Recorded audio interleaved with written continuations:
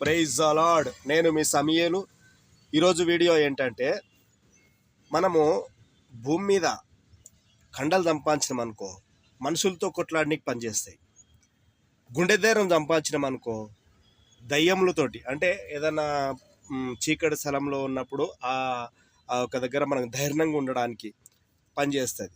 కానీ శక్తులతో పోరాడాలి అంటే ఈ కండ బలం పనిచేయదు, గుండె బలం పనిచేయదు. ఎందుకంటే అంత్యకాలములో ఆకాశ నక్షత్రములు రాలుతాయి, శక్తులు కదిలించబడతాయి. ఆ శక్తులతో కొట్లాడాలి అనుకుంటే ఎవరి తరం కాదు.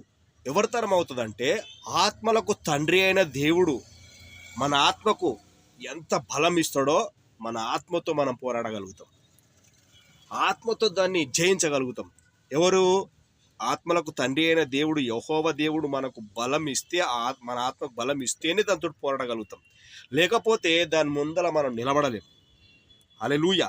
ఇప్పటి వరకు దయ్యాలు నిలగొట్టిండొచ్చు, ఎన్నో మనం అద్భుతాలు చేసిండొచ్చు, ఆశ్చర్యకార్యం చేసిండొచ్చు. అప్పుడు పని చేయవు. అప్పుడు ఏం పని చేస్తారంటే, ఆత్మ కలిగినటువంటి, అంటే ఆత్మల్ని ఎక్కువ ఎంతమంది సంపాదించిరో, అద్భుతాలు చేసినా దయాల్ని వెలగొట్టినా ఆత్మలు సంపాదించిన వ్యక్తి ఉంటాడు చూడు, అతనికి ఆత్మబలం ఎక్కువ దేవుడు ఇస్తాడు. హల్లెలూయా. అప్పుడు అవిటితో పోరాటం ఎలా ఉంటుందో అప్పుడు చూపిస్తాం. కానీ ఈ లోకంలో ఎన్ని చేసినా కానీ చివరికి వచ్చేటప్పుడే తెలుస్తుంది ఆత్మబలం ఎవరికి ఇచ్చిండు దేవుడు, ఆత్మగా ఎవరిని నడిపించిండు. హల్లెలూయా. దేవునికి స్తోత్రం కలుగును గాక. ఈ భూలోకంలో దేవునికి కావాల్సింది ఆత్మబలం, ఆత్మలు. ఆమేన్. ఆత్మల లెక్క.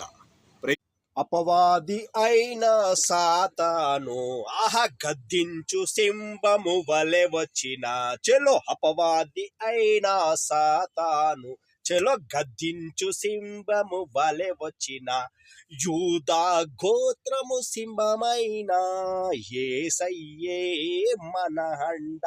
హల్లెలూయా. దేవునికి స్తోత్రం. యుద్ధము యెహోవాదే. హల్లెలూయా. యుద్ధము యెహోవాదే. ఆమేన్. Praise the lord.